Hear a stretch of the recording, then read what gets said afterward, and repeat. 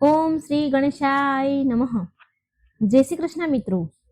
આજે આપણે ભગવાન શ્રી ગણેશના 8 અવતારની કથા સાંભળીશું. આમ તો મિત્રો ભવિષ્ય પુરાણમાં 64 અવતારની કથાનું વર્ણન છે ભગવાન શ્રી ગણેશના, પણ એમાંથી 8 પ્રમુખ અવતાર છે ભગવાન શ્રી ગણેશના. તો આપણે પાવન પવિત્ર કથા મિત્રો પૂરી સાંભળજો, વિડીયો અંત સુધી જોજો. પહેલો અવતાર છે ભગવાન શ્રી ગણેશનું વક્રતુંડ અવતાર. વક્રતુંડ મહાકાય સૂર્યકોટિ સમાપ્રભમ નિર્વિઘ્નમ કુરુ મે દેવમ સર્વ કાર્યેષુ સર્વદા. ઓમ ગંગ ગણપત્યે નમઃ. ભગવાન શ્રી ગણેશ બધા જ માટે પ્રથમ પૂજનીય છે અને સ્મરણીય છે. કોઈ પણ મંગલ કાર્ય શ્રી ગણેશની પૂજા વિના સંપન્ન થતા નથી અને ભગવાન શ્રી ગણેશ બહુ સરળ પૂજા વિધિ દ્વારા પણ પ્રસન્ન થઈ જાય છે. મુદગલ પુરાણમાં શ્રી ગણેશના 8 અવતારોનું વર્ણન છે, જેના નામ છે વક્રતુંડ, પહેલો અવતાર, બીજો એકદંત, ત્રીજો મહોદર, ચોથો ગજાનંદ, પાંચમો લંબોદર, છઠ્ઠો વિકટ, સાતમો વિઘ્નરાજ અને આઠમો છે ધ્રુમવર્ણ. આની સાથે ભગવાનના અલગ અલગ વાહનોનો પણ પરિચય મળે છે. તો ભક્તો, આપણે મંગળવાર હોય કે ગણેશ ચોથ હોય કે ગણપતિ મહોત્સવ હોય, આવા શુભ અવસર પર ગણપતિજીની કથા સાંભળવાનો ખૂબ મહિમા છે અને જો રોજ આપણાથી સાંભળી શકાય તો અતિ ઉત્તમ ગણાય. પણ જો રોજ ન સાંભળી શકું, અત્યારે ટાઈમ ન હોય કદાચ આપણી પાસે, તો આવા શુભ દિવસે મંગળવાર ચોથ છે, ગણેશ ચોથ છે કે ઉત્સવો છે ગણપતિજીના, એ સમયે વાર્તા જરૂર સાંભળવી. આથી ભગવાન ગણેશ પ્રસન્ન થાય છે. કોઈ પણ ધાર્મિક ભગવાનની કથા, વાર્તા, ભજન, કીર્તન કે પૂજા પાઠ વ્યર્થ નથી જતા, તેનું ફળ અવશ્ય મળે જ છે. માટે મિત્રો, આપણે ગણેશજીના 8 અવતારની કથા સાંભળવા જઈ રહ્યા છે. તો વિડીયો પૂરો અંત સુધી સાંભળજો, અધૂરો છોડીને ભગવાન ગણેશનો અનાદર ન કરતા. વિડીયો સારો લાગે તો લાઈક, શેર અને ચેનલને સબસ્ક્રાઇબ પણ જરૂર કરજો. મિત્રો, આપણે ગણેશજીના પ્રત્યેક રૂપનો મહિમા સાંભળીશું. કથા પ્રસન્ન ચિત્ત મનથી શ્રદ્ધાથી સાંભળજો. તો આપણે આજે ભગવાનનો પહેલો અવતાર વક્રતુંડ અવતારની કથા સાંભળીશું. બોલો ગણપતિ મહારાજની જય. ગણપતિ બાપ્પા મોર્યા. એક વાર દેવરાજ ઇન્દ્ર, અત્યારે આપણે મિત્રો વક્રતુંડ અવતારની કથા સાંભળી રહ્યા છે. પહેલો અવતાર. એક વાર દેવરાજ ઇન્દ્ર શક્તિ અને સત્તાના મદમાં ચૂર થઈ ગયા. ત્યારે એમના પ્રમાદથી શક્તિશાળી દૈત્ય મત્સ્યાસુરનો જન્મ થયો. ત્યારે એમણે જન્મ બાદ પછી તેણે દૈત્યના ગુરુ શુક્રાચાર્ય પાસે પંચાક્ષર મંત્ર ઓમ નમઃ શિવાયની દીક્ષા લીધી. મત્સ્યાસુરે દીક્ષા બાદ મત્સ્યાસુરે નિરંતર ભૂખ્યા તરસ્યા રહીને હજારો વર્ષ સુધી તપસ્યા કરી. દૈત્ય મત્સ્યાસુરની તપસ્યાથી ભગવાન ભોળાનાથ બહુ પ્રસન્ન થયા અને મત્સ્યાસુરને તેની તપસ્યાની જગ્યા પર પ્રગટ થઈને માતા પાર્વતી અને બધા ગણો સાથે દર્શન દીધા. મત્સ્યાસુરમાં પાર્વતી અને શિવજીની એણે પ્રેમપૂર્વક સ્તુતિ કરી અને તેમને પ્રસન્ન કર્યા. સ્તુતિ અને તપથી પ્રસન્ન થઈને શિવજીએ મત્સ્યાસુરને વિજય થવાનો અને કોઈ પણથી ભયભીત ન થવાનો આશીર્વાદ આપ્યો. આશીર્વાદ પ્રાપ્ત થયાના ફળ સ્વરૂપે મત્સ્યાસુરે પૂરી સૃષ્ટિ પર વિજયની ધજા લહેરાવી. પહેલા તેણે સૃષ્ટિ પરના બધા શક્તિશાળી રાજાઓને હરાવી દીધા. પછી પૃથ્વી પર એનો અધિકાર સ્થાપિત કરી દીધો. ત્યાર પછી પાતાળ અને ઇન્દ્રની નગરી અને પછી દેવલોક પણ ત્યાં પણ એને તેનું આધિપત્ય સ્થાપિત કરી દીધું. ત્યાં પણ એનો અધિકાર જમાવી દીધો. ધીરે ધીરે મત્સ્યાસુર અહંકારમાં ચૂર થઈ ગયો. અહંકારના મદમાં એટલો ડૂબી ગયો કે પોતાને ભગવાન સમજવા લાગ્યો. ત્યાર પછી તેણે ભગવાન શંકરની નગરી કૈલાસ પર પણ આક્રમણ કર્યું. કેમ કે ભગવાન શિવ તો પોતાના સ્વયંના વચનથી બંધાયેલા હતા, માટે તેમણે કૈલાસનો ત્યાગ કરી દીધો અને વનોમાં ચાલ્યા ગયા. હવે પૂરી સૃષ્ટિ ભયમાં ડૂબી ગઈ. ચારે બાજુ દૈત્યની વિનાશ લીલા થવા લાગી. સૃષ્ટિમાં ત્રાહિમામ મચવા લાગ્યું. દેવતા પણ દયનીય અવસ્થામાં હતા અને વિચાર વિમર્શ કરી રહ્યા હતા. ત્યારે ભગવાન દત્તાત્રેય ત્યાં પ્રગટ થયા અને તેમણે દેવતાઓને ભગવાન વક્રતુંડની પૂજા કરવાનો માર્ગ બતાવ્યો. આ ઉપાય જાણ્યા બાદ બધા દેવગણ ભગવાન વક્રતુંડની પૂજા કરવા લાગ્યા. દેવતાઓની પૂજા આરાધનાથી પ્રસન્ન થઈને ભગવાન વક્રતુંડ પ્રગટ થયા. જ્યારે ભગવાન વક્રતુંડ પ્રગટ થયા ત્યારે તેમાં હજારો સૂર્ય જેટલું તેજ હતું. આ જોઈ બધા દેવગણ ભયથી માથું ઝુકાવીને તેમની સ્તુતિ કરવા લાગ્યા અને મત્સાસુરના અહંકારને સમાપ્ત કરવા માટે પ્રાર્થના કરવા લાગ્યા. બધા દેવતાની પૂજા અને સ્તુતિથી પ્રસન્ન થઈને ભગવાન વક્રતુંડે તેમને નિશ્ચિત થવા માટે કહ્યું, શાંત થવા માટે કહ્યું અને કહ્યું કે હું વક્રતુંડ અવશ્ય મત્સાસુરનો અહંકાર તોડીશ. જય શ્રી ગણેશ. આમ કહી ભગવાન વક્રતુંડે સીધા તેમના સિદ્ધ ગણો સાથે મત્સાસુર પર આક્રમણ કર્યું. મત્સાસુરના બધા સૈનિક મરી ગયા. યુદ્ધમાં તેના પુત્ર પણ સમાપ્ત થઈ ગયા. આ યુદ્ધ પૂરા 5 દિવસ સુધી ચાલ્યું. મત્સાસુરે કમજોર પડવા લાગ્યો. યુદ્ધમાં એ નબળો પડી ગયો, પણ એનો અહંકાર એટલો ને એટલો જ હતો કે સમાપ્ત થવાનું નામ જ લેતો ન હતો. કેમ કે તેને ભગવાન શિવનો આશીર્વાદ મળેલો હતો કે કોઈનાથી એને ભય નહીં લાગે.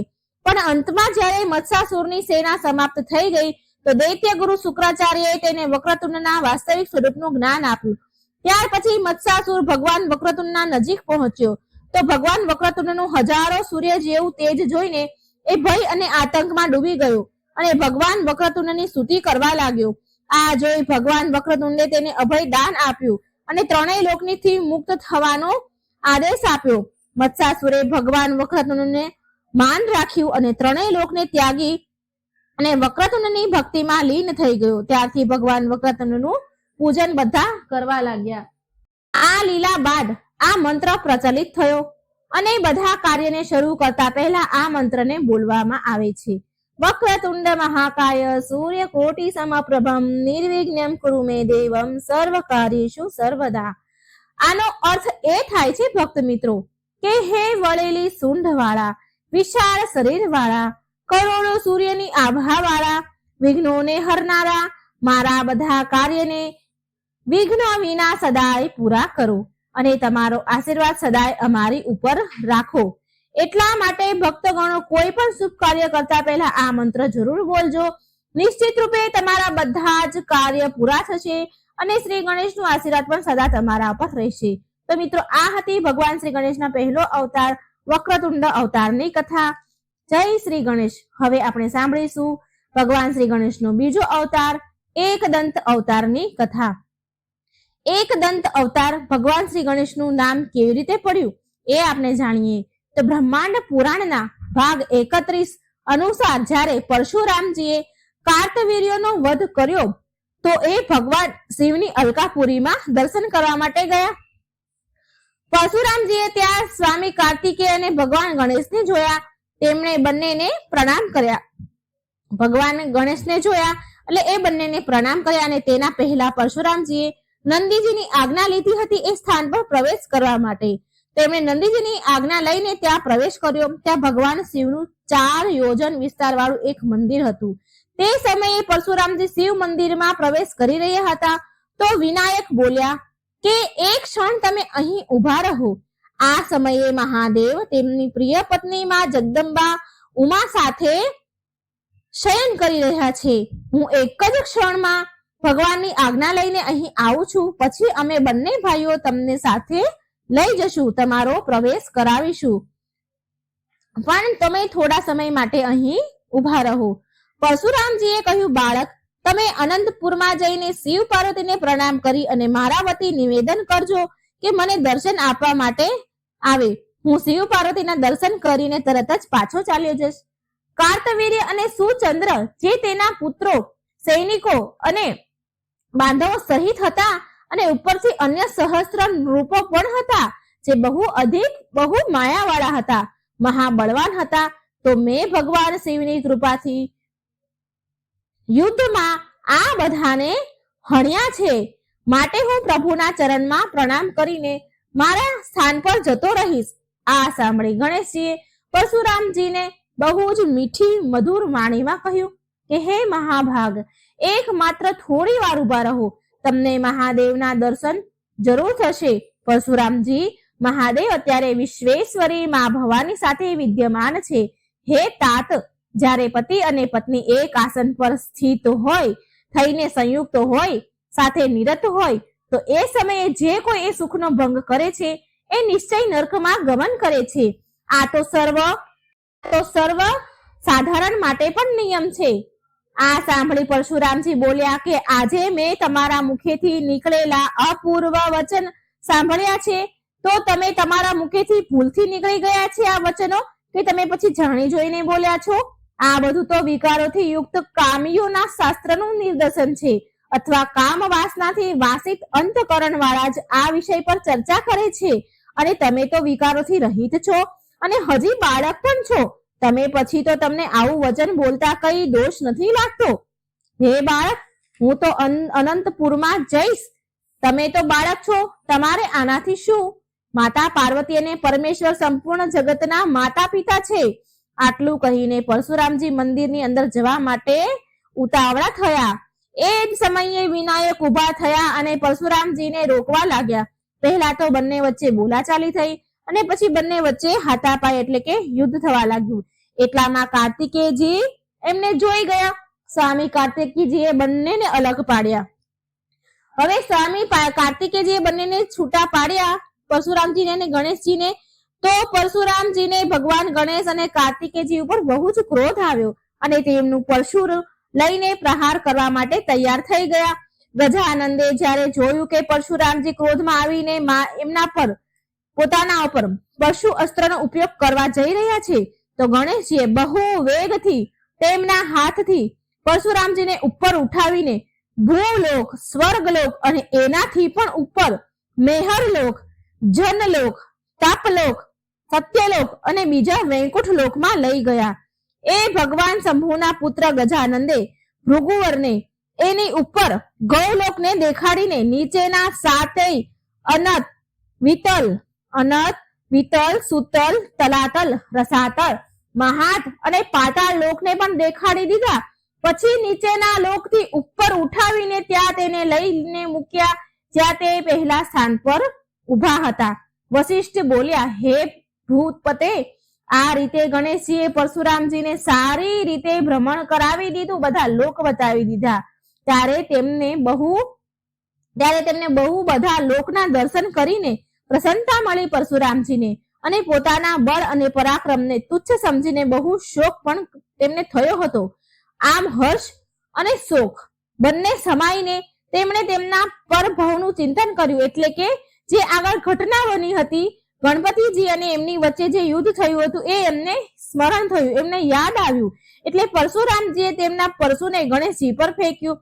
જ્યારે ગણેશજીએ જોયું કે આ પરશુ મહાદેવે તેમના પિતા મહાદેવે શ્રી રામને આપ્યું હતું અને એ પરશુના પ્રહારને અમોઘ એટલે કે સફળ થાય એવી ઈચ્છાથી ગણેશજીએ પરશુને તેમના જમણા દાંત પર ગ્રહણ કરી લીધું. ગણપતિજીનો જમણો દાંત તૂટીને જમીન પર પડ્યો. લોહીથી લથપથ એ દાંત ભૂમિ પર એક પર્વત સમાન પડ્યો હતો. એ દાંતનું પડવું એટલું ભીષણ હતું, એટલું ભયંકર હતું કે સંપૂર્ણ સાગરો અને દ્વીપો સહિત ધરાતલ ધ્રુજી ઉઠી, વિધ્વંસ થઈ ગયું અને ચારેય બાજુ હાહાકાર મચી ગયો, ઉત્પાત મચી ગયો, કોલાહલ મચી ગયો. અને આ દાંતના પડવાનો અવાજ સાંભળીને માં પાર્વતી અને ભગવાન શિવ તે સ્થાન પર આવ્યા જે આ ઘટના બની રહી છે. ગણેશજીને જોયા તો એમનો એક દાંત તૂટીને નીચે પડ્યો હતો. માત્ર એક જ દાંત હતો. પાર્વતીજીએ કાર્તિકેયજીને પૂછ્યું કે આ ઘટના પાછળ શું કારણ હતું, આ કેવી રીતે બન્યું? તો સ્વામી કાર્તિકેયે બધો જ વૃત્તાંતમાં પાર્વતીને કહી સંભળાવ્યો. એ સમયે ત્યાં પરશુરામજી પણ આ વાતને સાંભળી રહ્યા હતા. જગત જનની પાર્વતીજીએ પૂરી વાત સાંભળી અને ક્રોધે ભરાયા. તેમના પ્રાણપ્રિય ભગવાન શંકરને કહ્યું. ક્રોધમાં આવીને માં કહે છે કે હે સ્વામી, આ પરશુરામ તો તમારા શિષ્ય છે ને, તો એ તો પુત્ર સમાન થયા ને તમારા માટે. હે પ્રભુ, તમારી પાસેથી જ પરમ તેજ તેમણે પ્રાપ્ત કર્યું છે, શક્તિ પ્રાપ્ત કરી છે. પરશુરામજીએ મહાન કાર્તવીર્ય અર્જુન નૃપને યુદ્ધમાં જીતી લીધા છે અને તમારા દ્વારા જ પ્રદત્ત બળથી એમની વિજય થઈ છે. તેમણે તેમના કાર્યને સિદ્ધ કરીને તમારી સેવામાં દક્ષિણા આપી દીધી છે ને, અને એ દક્ષિણા આપી છે કે તમારા જ પુત્રનો દાંત તોડીને નીચે ભૂમિ પર પાડી દીધો છે, તમારા જ પરશુ શસ્ત્ર વડે કાપીને દાંત કાપી દીધો છે. અને તમને તો આ કાર્યથી ઘણી ખુશી થઈ હશે. તમે તો કૃતાર્થ થયા હશો ને? આમાં જરા પણ સંશય નથી. માં પાર્વતી ક્રોધમાં ખૂબ જ બોલ્યા, હે સ્વામી, તમે પરમ શ્રેષ્ઠ તમારા શિષ્યની રક્ષા કરો. તમે તો પરશુરામજીને બહુ સારા, તમે એના ગુરુ છો. હવે તમારા બધા કાર્યને આજ સિદ્ધ કરશે. હવે હું અહીં નહીં રહું, કેમ કે તમે મારું અપમાન કર્યું છે. હવે હું મારા બંને પુત્રને સાથે લઈને મારા પિતાના ઘરે ચાલી જઉં છું. આ સાંભળી ભગવાન શંકરે તેમની પરમ પ્રિય પત્ની પાર્વતીજીના વચન સાંભળ્યા, પણ એમના પાર્વતીજી સાથે સારા કે ખોટા કઈ પણ વચન ઉત્તર સ્વરૂપે ન આપ્યા અને કલેશનો વિનાશ કરનારા ભગવાન શ્રી કૃષ્ણનું મનમાં સ્મરણ કર્યું અને માત્ર સ્મરણથી ભક્તોની પીડા હરનારા કેશવ ભગવાન ત્યાં આવી ગયા. તેમના દર્શન કરીને શિવજીના મનમાં પ્રસન્નતા થઈ.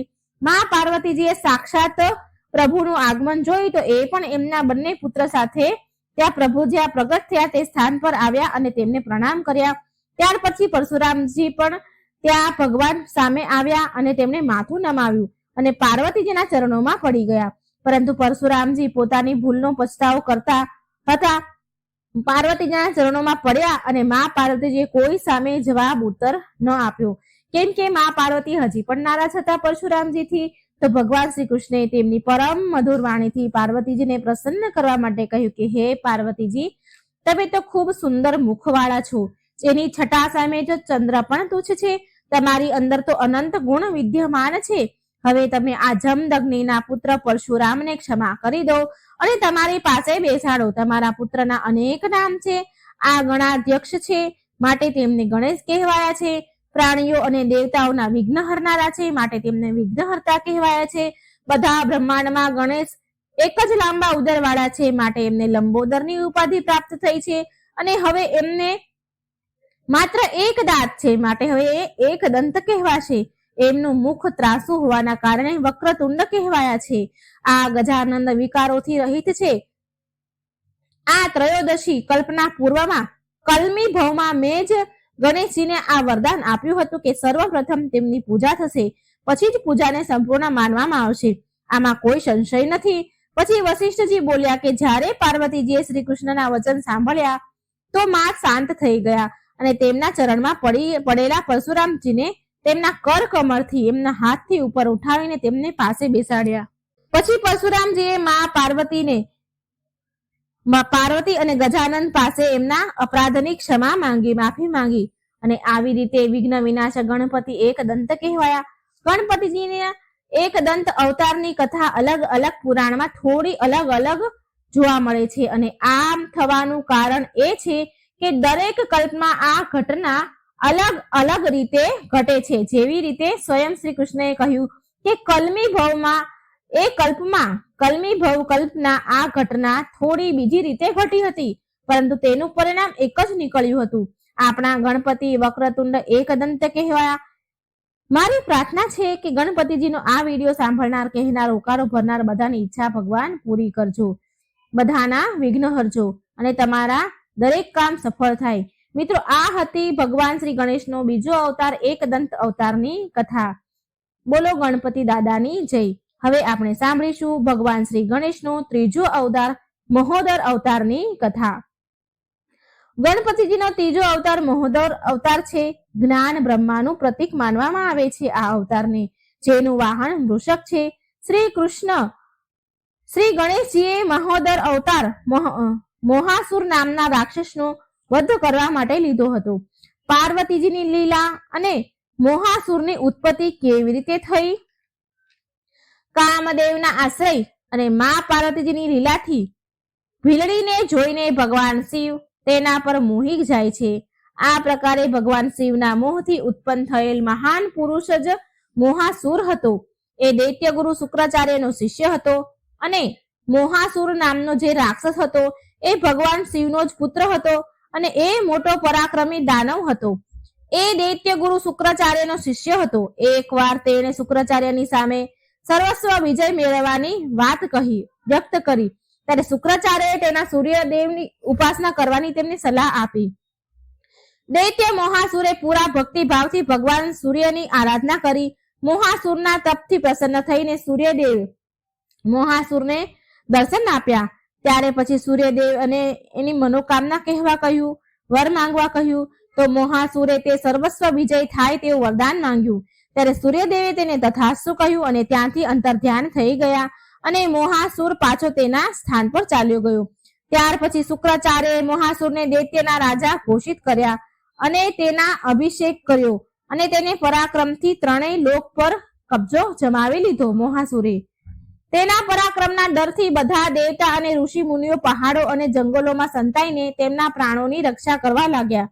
કોઈ પણ મોહાસુરને પરાજિત કરી શકતું ન હતું, જેનાથી ચારેય બાજુ હાહાકાર મચી ગયો.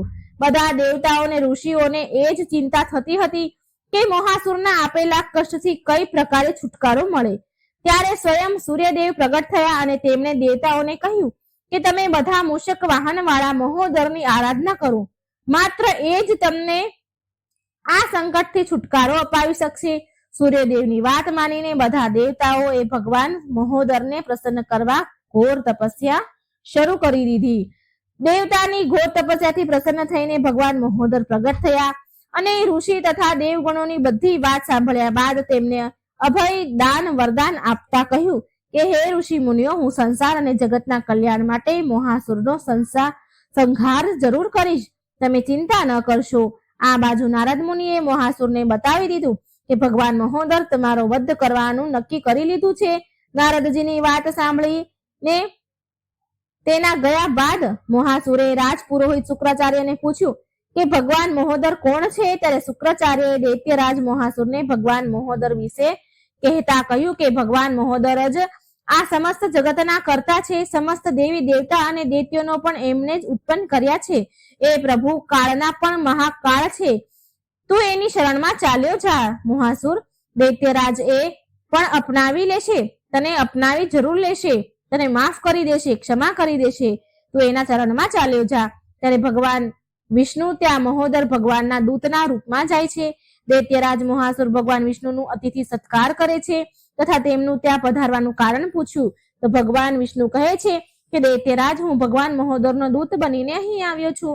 તું જલ્દી તેના ચરણમાં ચાલ્યો જા અને તેની ક્ષમા માંગી લે, નહીં તો રણભૂમિમાં તારો વધ નિશ્ચિત છે. આ બધું સાંભળીને દૈત્યરાજ મોહાસુર ભગવાન વિષ્ણુને કહે છે કે હે દેવદૂત, તમે કૃપા કરીને ભગવાન મહોદર પાસે જાઓ અને તેમને કહી દો કે હું એમના શરણમાં જવા માંગુ છું અને એ મારા નગરમાં પ્રવેશ કરીને મને ધન્ય કરે. આ બધું સાંભળી ભગવાન વિષ્ણુ ખુશ થયા અને સાધુ સાધુ કરી દૈત્યરાજને પ્રસન્નતા કરવા લાગ્યા. ભગવાન વિષ્ણુનો સંદેશ મેળવીને ભગવાન મહોદર દૈત્યરાજ મોહાસુરના નગરમાં પધાર્યા, જ્યાં દૈત્યરાજ તેની ભક્તિ પૂર્વક પૂજા અને સ્તુતિ કરે છે. સાથે ભગવાન મહોદરને તેમની બધી આજ્ઞાનું પાલન કરવાનું પણ મોહાસુરે કહ્યું. ભગવાન મહોદરની આજ્ઞાથી મોહાસુર સંપૂર્ણ જગતમાં સુખ શાંતિની સ્થાપના કરે છે. ત્યારબાદ ભગવાન મહોદર દૈત્યરાજ મોહાસુરને બધા ઈચ્છિત વર પૂરા થવાનો આશીર્વાદ આપીને ત્યાંથી અંતર્ધ્યાન થઈ જાય છે. તો મિત્રો, આ હતી ભગવાન મહોદરની કથા અને આના સંબંધિત એક બીજી પણ ભગવાન મહોદરની કથા છે. આ અવતારમાં ભગવાન ગણેશજીએ દુર્બુદ્ધિ તથા જ્ઞાનારીનો વિનાશ પણ કર્યો હતો. જ્ઞાનારી નામના 2 દૈત્યોનો વધ કર્યો હતો. એકવાર દુર્બુદ્ધિ નામનો એક દૈત્ય બહુ પ્રબળ થઈ ગયો અને દુર્બુદ્ધિના અત્યાચારથી પીડિત દેવતાઓએ ભગવાન ગજમુખને નિર્વિઘ્ન દેવને નિવેદન કર્યું કે એ તેમની રક્ષા કરે. ત્યાર પછી ભગવાને દૈત્યરાજ દુર્બુદ્ધિનો વધ કર્યો. દુર્બુદ્ધિના પુત્ર જ્ઞાનારીએ તેના પિતાના મૃત્યુનો ગજમુખથી બદલો લેવાનું નક્કી કર્યું. દૈત્ય ગુરુ શુક્રાચાર્યએ જ્ઞાનારીને ઓમ નમઃ શિવાય મંત્રનું જ્ઞાન આપ્યું. શુક્રાચાર્યના આપેલા પંચાક્ષર મંત્રના સાથે જ્ઞાનારી અનુષ્ઠાન પૂર્વક તપસ્યા કરવા લાગ્યો. તેના કઠોર તપથી પ્રસન્ન થઈને ભગવાન શંકરે જ્ઞાનારીને સર્વત્ર વિજય અને નિર્ભયતાનું વરદાન આપ્યું. આ વરદાનના બળ પર જ્ઞાનારીએ વિશાળ અસુર સેના ભેગી કરી એકત્રિત કરીને બધા લોકો પર વિજય પ્રાપ્ત કરી લીધી અને બધી જગ્યાએ તેનું રાજ સ્થાપિત કર્યું. દેવતાઓએ ભગવાન વિષ્ણુ પાસે જઈને જ્ઞાનારીના અત્યાચારોથી પીડિત થયેલ ધરતીની રક્ષા માટે પ્રાર્થના કરી, જેના પર ભગવાન વિષ્ણુએ દેવતાઓને પૂર્ણ આનંદ મહોદરની ઉપાસના કરવાનો ઉપદેશ આપ્યો. દેવતાઓએ શ્રી હરિના ઉપદેશથી મહોદરની આરાધના આરંભ કરી, જેનાથી ખુશ થઈને મહોદર સ્વયં વિષ્ણુ પ્રિયા લક્ષ્મીજીના પુત્ર રૂપમાં પ્રગટ થયા. લક્ષ્મીજીએ આ બાળકનું નામ પૂર્ણાનંદ રાખ્યું. આ બાજુ દૈત્ય જ્ઞાનારીના ઘરમાં પૂર્ણાનંદના ભક્ત સુબોધ તેના પુત્ર રૂપમાં જન્મ લીધો. સુબોધ નિરંતર તેના પિતાની સામે જ પૂર્ણાનંદ મહોદરનું સ્મરણ અને ગુણગાન કરતા હતા. તેના પિતા જ્ઞાનારીને આ વાત સહન થતી ન હતી. એક દિવસ જ્ઞાનારીએ અત્યંત ક્રોધિત થઈને સુબોધને કહ્યું કે અરે દુષ્ટ, બતાવ તારો આ પૂર્ણાનંદ મહોદર ક્યાં છે? એટલે સુબોધે કહ્યું કે મારા પ્રભુ સર્વવ્યાપી છે, અહીં સુધી કે મારામાં અને તમારામાં પણ મહોદર સ્વયં વિદ્યમાન છે. દીકરાના મુખથી આ સાંભળીને જ્ઞાનારીને ગુસ્સો આવ્યો અને કહ્યું, જો તારો મહોદર સર્વત્ર છે તો દેખાતો કેમ નથી? જો એ સામે આવે ને તો હું આ સમયે જ મારી નાખીશ તેને. ત્યારે એ ભયંકર ધ્વનિ સાથે વૃષક વાહન મહોદર પ્રગટ થયા અને જ્ઞાનારીનો એ જ સમયે વધ કરી દીધો. તેને મરતા જ તેના મૃત્યુ થતા જ સંસારમાં સુખ અને શાંતિ સ્થપાઈ ગઈ. શ્રી ગણેશના મહોદર અવતારની કથા આપણે સાંભળી અને આ કથામાંથી આપણને એ શીખ મળે છે કે મનુષ્યએ સંકટમાં ધર્મ અને શાંતિ રાખીને, ધીરજ રાખીને એના પર વિજય મેળવી શકે છે. તો મિત્રો, આ હતી ભગવાન શ્રી ગણેશનો ત્રીજો અવતાર મહોદર અવતારની કથા. હવે આપણે સાંભળીશું ભગવાન શ્રી ગણેશનો ચોથો અવતાર ગજાનન અવતારની કથા. બોલો ભગવાન શ્રી ગણેશની જય. શ્રી ગણેશ ભગવાનનો ચોથો અવતાર ગજાનન અવતારની કથા.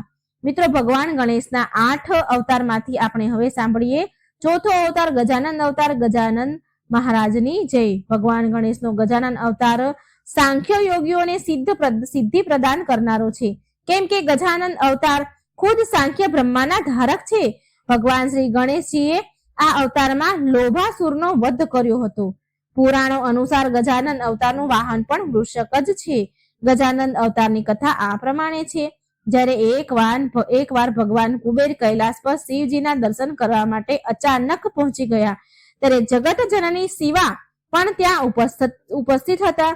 તેના આ રૂપને જોઈને કુબેરજી તેમને લોભની દ્રષ્ટિથી નિહાળવા લાગ્યા.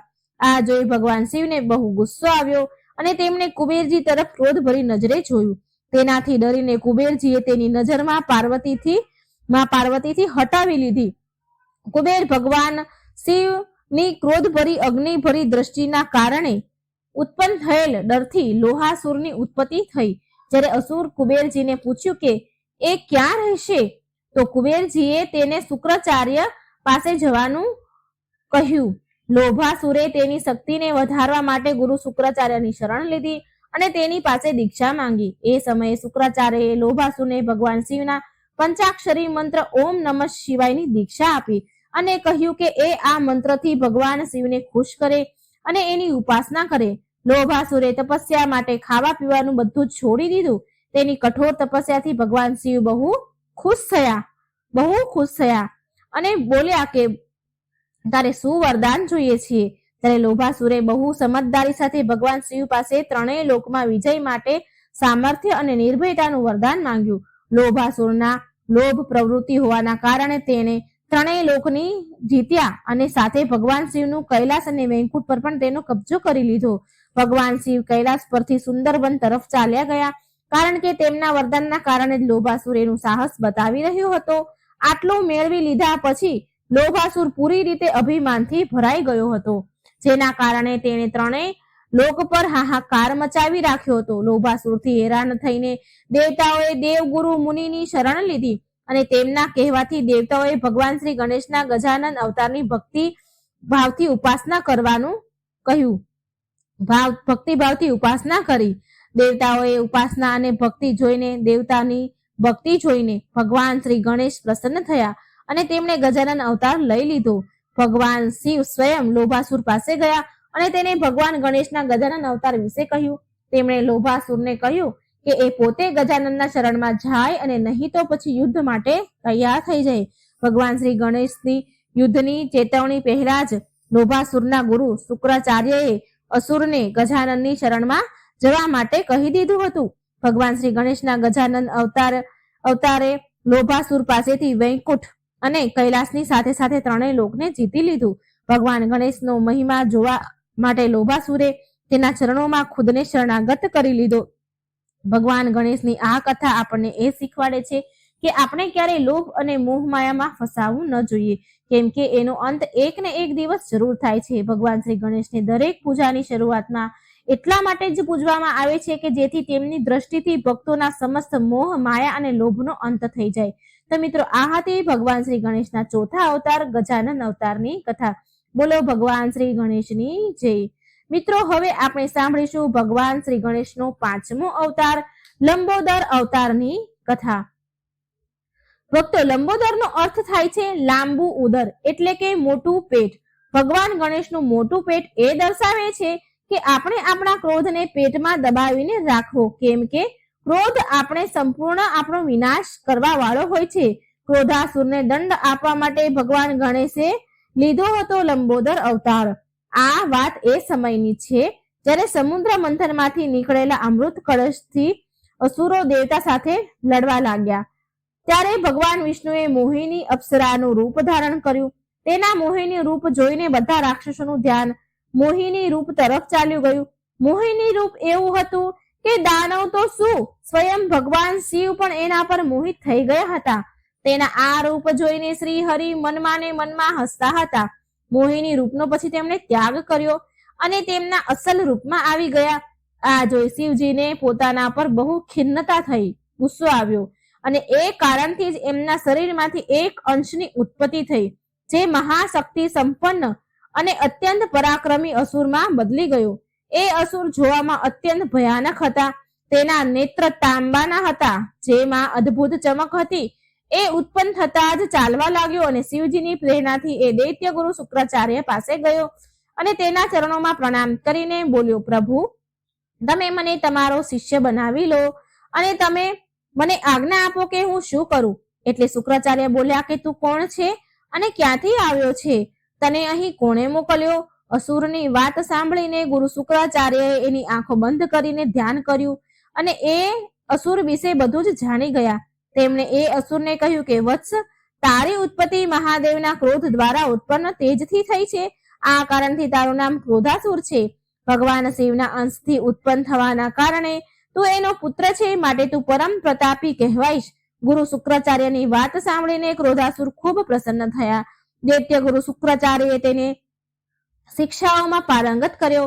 એક દિવસ ક્રોધાસુરે શુક્રાચાર્યને કહ્યું કે હે આચાર્ય, મારી ઈચ્છા બ્રહ્માંડ પર વિજય પ્રાપ્ત કરવાની છે, માટે તમે મને આનો ઉપાય બતાવો કે હું કયા પ્રકારે ત્રણેય લોકને જીતી શકું છું. શુક્રાચાર્ય બોલ્યા, જો તું સંપૂર્ણ બ્રહ્માંડને જીતવા માંગે છે ને, તો એના માટે તારે ભગવાન સૂર્યની કઠોર તપસ્યા કરવી પડશે અને તેમની પાસે અજર રહેવાનું વરદાન મેળવવું પડશે. તેના મંત્રનું અનુષ્ઠાન કરવા પડશે. ભગવાન સૂર્યદેવ તારી તપસ્યાથી પ્રસન્ન થઈને તારી કામના જરૂર પૂરી કરશે. શુક્રાચાર્યના કહેવા અનુસાર ક્રોધાસુરે એક પગ પર ઉભા રહીને સૂર્ય મંત્રના જાપ કરવાનું શરૂ કરી દીધું. કેટલાય વર્ષો સુધી એ ગરમી, શરદી, વરસાદ ની ઋતુની પણ પરવાહ કર્યા વિના નિરઆહાર ઉભો રહ્યો. તેની દ્રષ્ટિ આકાશ તરફ લાગેલી રહી.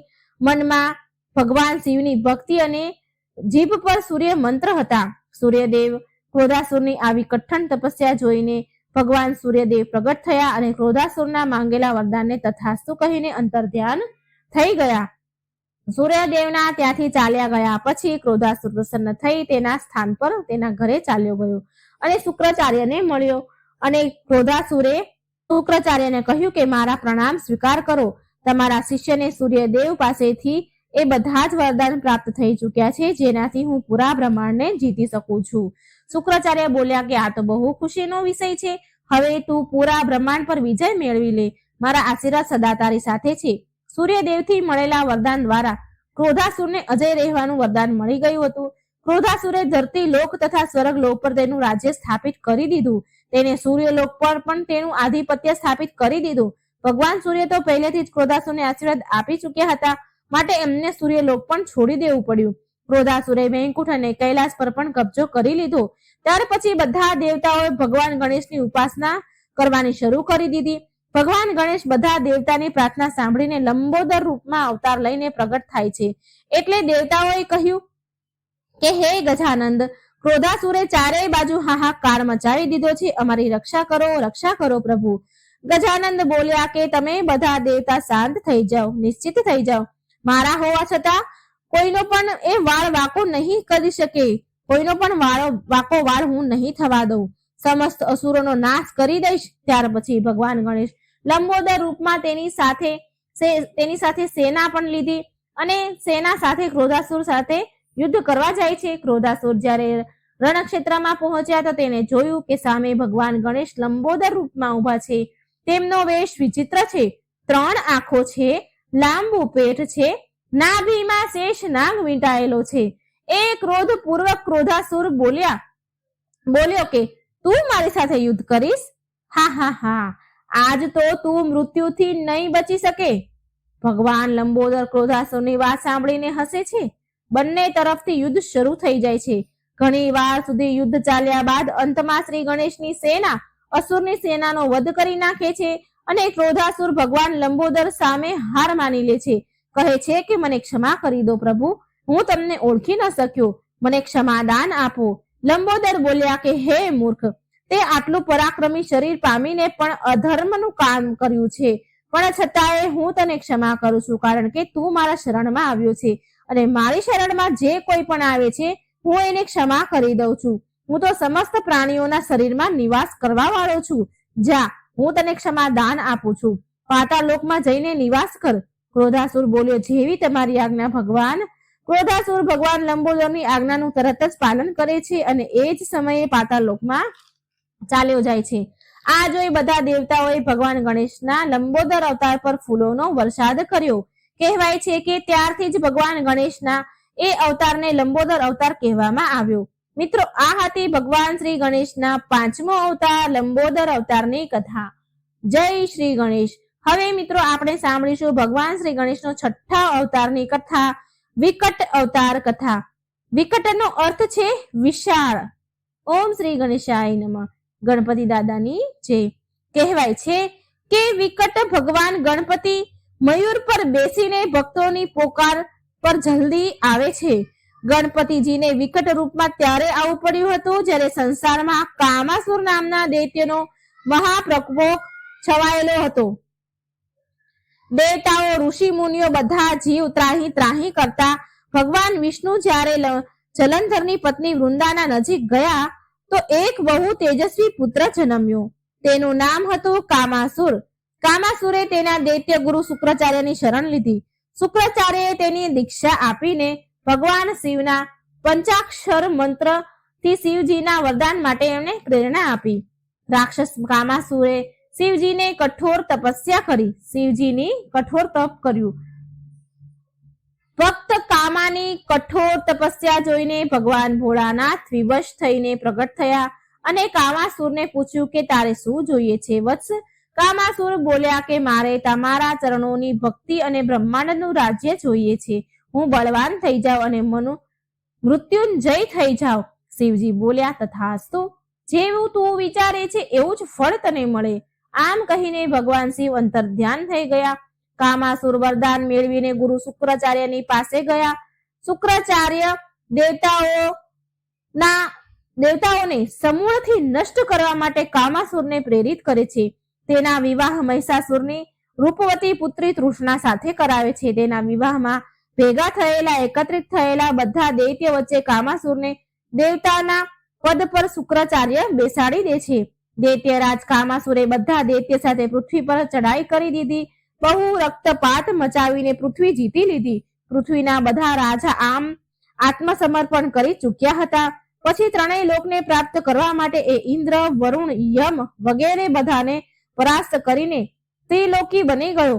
દેવતા પોતે પોતાના લોક છોડી એકાંતમાં છુપાઈ ગયા. હવે પૃથ્વીના ધર્મ કર્મ નષ્ટ થવા લાગ્યા હતા. આ દુઃખથી મુક્ત થવા માટે દેવતા, ઋષિ, મુનિ બધા જ ભેગા થઈ ગયા. એ સભામાં યોગીરાજ મહર્ષિ મુદગલજી પણ પધાર્યા. તેમણે આ વિકટ સ્થિતિમાં ભગવાન ગણપતિજીના વિકટ સ્વરૂપમાં આહ્વાન માટે સુઝાવ આપ્યો. બધા દેવતા, ઋષિ, મુનિ, મનુષ્યએ મળીને ગણપતિ વિકટનું ધ્યાન કર્યું અને ભગવાન વિકટ એમના મયુર વાહન પર બેસીને પ્રગટ થઈ ગયા. પછી ભગવાન વિકટે એમના સંકટ હરવા માટે તેમને સાંત્વના આપી. ભગવાન ગણપતિએ આકાશવાણી કરી કે હે કામાસુર, તારો વધ કરવા માટે હું વિકટ આવી રહ્યો છું. આ આકાશવાણી એટલી કઠોર ભયંકર હતી કે આખું બ્રહ્માંડ ધ્રુજવા લાગ્યું, ધરતી હલવા લાગી. કામાસુર તેના રાક્ષસો સાથે મેદાનમાં આવી ગયો. જોત જોતામાં કામાસુરની સામે એક વિશાળ મોર પક્ષી આવી ઉભો રહ્યો, જેના પર ભગવાન વિકટ બિરાજમાન હતા, ગરજી રહ્યા હતા. વિકટની ગર્જના સાંભળીને બધા રાક્ષસ શસ્ત્ર છોડીને ભાગવા લાગ્યા. અમુક બેભાન થઈ ગયા. મયુર પર બિરાજમાન ભગવાન વિકટે ગરજીને કહ્યું કે હે કામાસુર, તે ભગવાન શિવના વરદાનનો દુરુપયોગ કર્યો છે. તે પૃથ્વીવાસીઓ અને ત્રણેય લોકના દેવતાઓનું જીવન મુશ્કેલ કરી દીધું છે, જીવવું મુશ્કેલ કરી દીધું છે. માટે તારી શક્તિઓ પાછી લેવામાં આવે છે. આમ સાંભળીને કામાસુર બેભાન થઈ ગયો અને નીચે પડ્યો. તેના બધા સહાયક દેવતાના પ્રકોપથી શિકાર બન્યા અને અમુક ગુફામાં સંતાઈ ગયા. જ્યારે કામાસુર જાગ્યો તો તેણે જોયું કે તેની સામે ભગવાન વિકટ તેની છાતી ઉપર ઉભા છે. પછી એ વિકટ ભગવાનની શરણાગતિ પામવા માટે ક્ષમા માંગવા લાગ્યો. શ્રી વિકટ ગણેશજીએ ક્ષમા દાન આપીને પાતાળ લોકમાં મોકલી દીધો. દેવગણ બધા પ્રસન્ન થઈ ગયા. તો બોલો જય હો વિકટ ભગવાનની. મિત્રો, આ હતી ભગવાન શ્રી ગણેશના છઠ્ઠા અવતાર વિકટ અવતારની કથા. જય શ્રી ગણેશ. હવે આપણે સાંભળીશું ભગવાન શ્રી ગણેશનો સાતમો અવતાર વિઘ્નરાજ અવતારની કથા. બોલો ભગવાન શ્રી ગણેશની જય. સાતમો અવતાર વિઘ્નરાજ અવતાર ભગવાન ગણેશે કયા કારણથી લીધો હતો? ચાલો સાંભળીએ. 8 અવતારમાં આ સાતમો અવતાર પણ ગણેશજીનો અતિ મનમોહક અને સુંદર છે.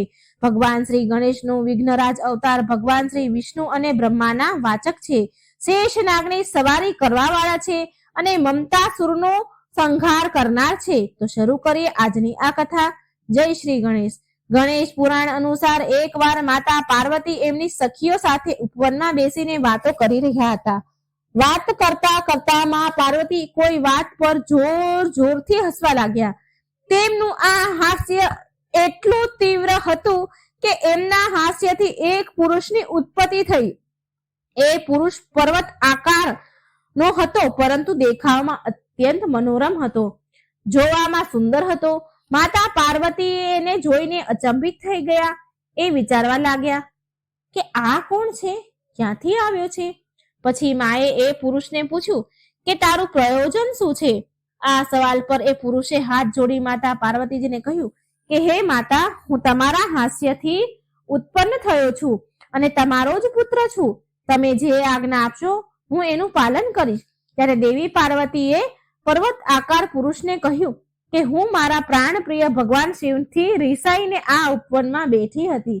મને એ વાતની હસી આવી ગઈ જેનાથી તું પ્રગટ થયો. માન પરાયણ થવાના કારણે મા પાર્વતીએ તેનું નામ મમ એટલે મમતા રાખ્યું. તેમણે મમતા સુરને ભગવાન ગણેશનો ષડાક્ષર મંત્ર આપ્યો. એ મંત્ર આ હતો: વક્રતુંડાય હુમ નો ઉપદેશ આપ્યો અને જંગલમાં જઈને ભગવાન શ્રી ગણેશની આરાધના કરવા માટે મા પાર્વતીની આજ્ઞાનું પાલન કરતા મમતાસુરે તેમને નતમસ્તક પ્રણામ કર્યા અને વન તરફ નીકળી પડ્યા. ત્યાં એણે કેટલાય દિવસોથી વનમાં તપ કર્યું અને થોડા દિવસ બાદ તેની મુલાકાત સમરાસુર જોડે થઈ, જે એક શક્તિશાળી દૈત્ય હતો.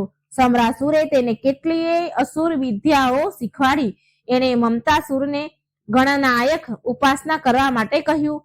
મમતાસુર કેટલાય હજારો વર્ષ સુધી ત્યાં જ બિરાજમાન થઈ ભોજન અને જળનો ત્યાગ કરીને કઠોર તપસ્યા કરવા લાગ્યા. ભગવાન શ્રી ગણેશે આ તપથી ખુશ થઈને તેને દર્શન આપ્યા. ગણેશજીએ મમતાસુરની કઠોર તપસ્યાથી પ્રસન્ન થઈને કહ્યું કે હે મમ, આ કઠોર તપસ્યાનું કારણ બતાવો, મનોવાંછિત વરદાન બતાવો.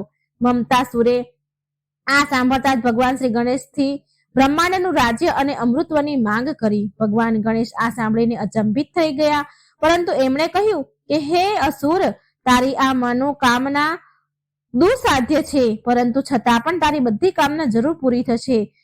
ત્યાર પછી મમતાસુર સંભરાસુરના ઘરે ગયો.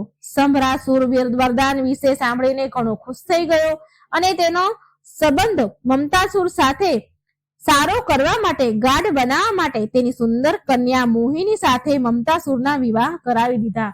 વિવાહના થોડા સમય બાદ મમતાસુર સમરાસુરના કહેવાથી દૈત્ય ગુરુ શુક્રાચાર્ય પાસે પહોંચ્યા અને તેમને પોતાના વરદાન વિશે બધું કહ્યું. શુક્રાચાર્ય આ સાંભળીને અતિ પ્રસન્ન થયા અને તેમને મમતાસુરને દૈત્યરાજ ઘોષિત કરી દીધા. એ તેના બંને પુત્ર ધર્મ અને અધર્મ અને પૂરા પરિવાર સાથે ખુશી ખુશી જીવન જીવવા લાગ્યા. પરંતુ સમ્રાસુરને શાંતિ ક્યાં પ્રિય હતી.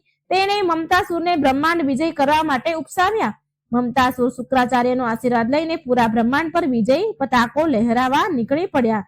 શુક્રાચાર્યએ એને અતિ મહત્વપૂર્ણ સલાહ આપી અને કહ્યું કે હે દાનવ રાજ, તમે ભલે બધા દેવી દેવતાથી યુદ્ધ કરો, પરંતુ એક ક્યારેય ન ભૂલતા કે તમને આ બધો વૈભવ ભગવાન વિઘ્નરાજના આશીર્વાદથી મળ્યો છે. આ કારણથી ક્યારેય એમના વિરુદ્ધ ન જતા. મમતાસુર ત્યાર પછી ધરતી અને પાતાળને તેની સેનાથી શક્તિથી જીતી લીધા. પરંતુ જ્યારે સ્વર્ગલોક તરફ વધ્યા તો દેવતાઓ સાથે તેનું ભીષણ યુદ્ધ થયું. ત્યાં ભગવાન ઇન્દ્ર સાથે ભીષણ સંગ્રામ કર્યો અને અસુરે ઇન્દ્રની સાથે સાથે ભગવાન શિવ અને ભગવાન વિષ્ણુને પણ હરાવી દીધા. જ્યારે બધા દેવતાઓ પાસે કોઈ રસ્તો ન રહ્યો તો બધા શ્રી ગણેશના ચરણોમાં આવ્યા. ભાદરવા માસની શુક્લ પક્ષની ચતુર્થીએ મધ્ય કાળમાં વિઘ્નરાજે તેમના દર્શન દીધા અને તેમની પ્રાર્થના સાંભળી અને મમતાસુરને પરાજિત કરવાનું આશ્વાસન આપ્યું અને ત્યાંથી અંતર્ધ્યાન થઈ ગયા. મુનિવર નારદે મમતાસુરને વિઘ્નરાજના આવવાનો સંદેશ આપ્યો, પરંતુ એ હાર માનવા તૈયાર ન હતા. માટે ભગવાન વિઘ્નરાજ ત્યાં પ્રગટ થયા અને યુદ્ધનું એલાન કર્યું. યુદ્ધમાં મમતાસુર જે કોઈ પણ અસ્ત્ર ઉઠાવતો હતો તો એ સ્વયં ધરતી પર પડી જતા હતા. ભગવાને તેનું દિવ્ય કમળ પૂરી સેના વચ્ચે છોડી દીધું. કમળની સુગંધથી મમતાસુર સહિત પૂરી અસુર સેના બેભાન થઈ ગઈ.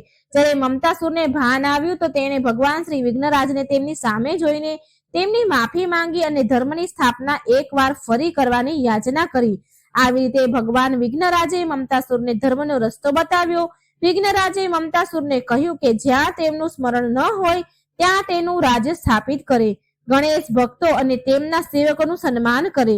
ભગવાન ગણેશના વિઘ્નરાજ અવતારની કથા આપણને એ શીખવાડે છે કે આપણે જ્ઞાન અને ધર્મનો માર્ગ ક્યારેય ન છોડવો જોઈએ. આપણે ભલે ગમે તેટલા વૈભવશાળી અને શક્તિશાળીથી પરિપૂર્ણ કેમ ન થઈ જઈએ, પરંતુ આપણે આપણા યશ પર ક્યારેય અહંકાર ન કરવો જોઈએ.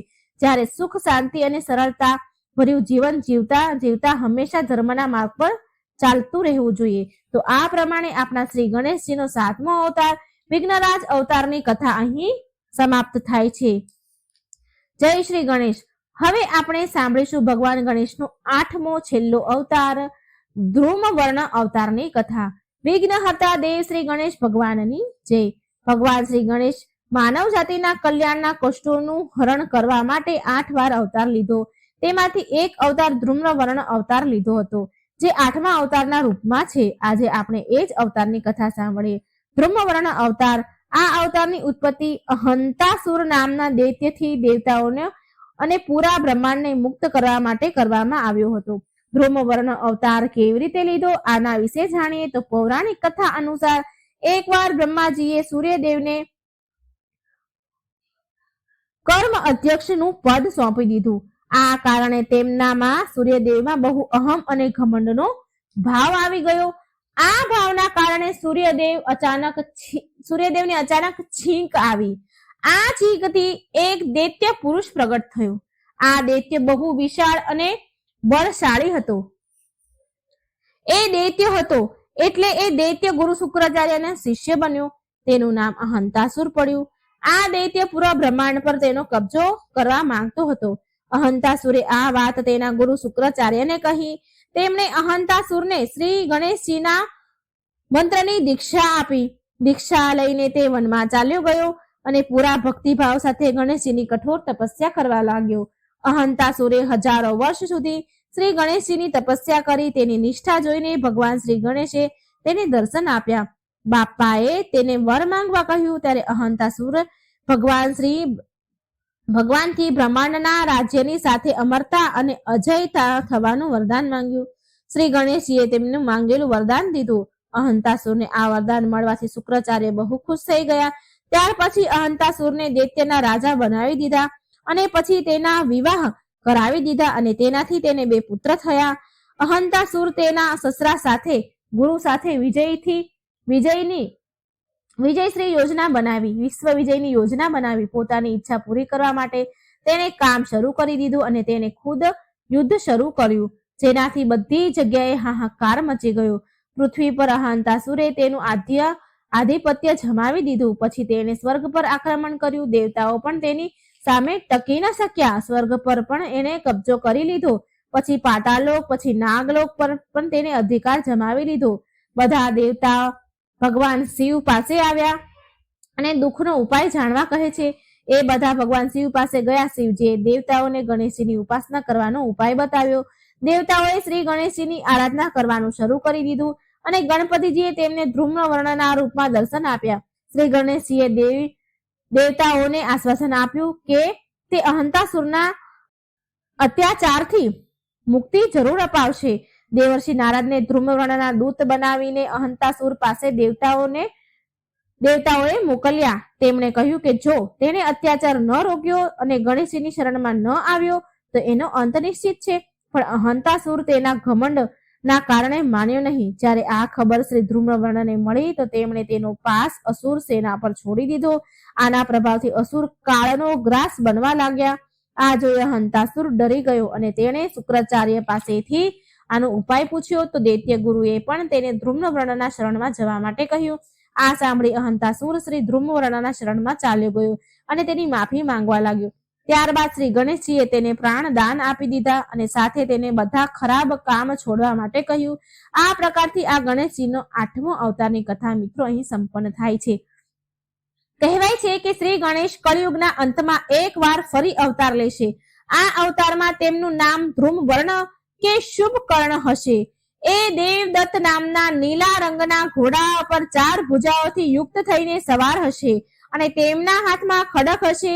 એ તેમની સેના દ્વારા પાપીઓનો નાશ કરશે અને સતયુગનો ફરી આરંભ કરશે. આ દરમિયાન કલ્કી અવતાર જે ભગવાન વિષ્ણુનો કળિયુગમાં અવતાર થવાનો છે જે બતાવવામાં આવ્યો છે તો કલ્કી અવતારનો સાથ આપશે. સતયુગની ફરી સ્થાપના થશે.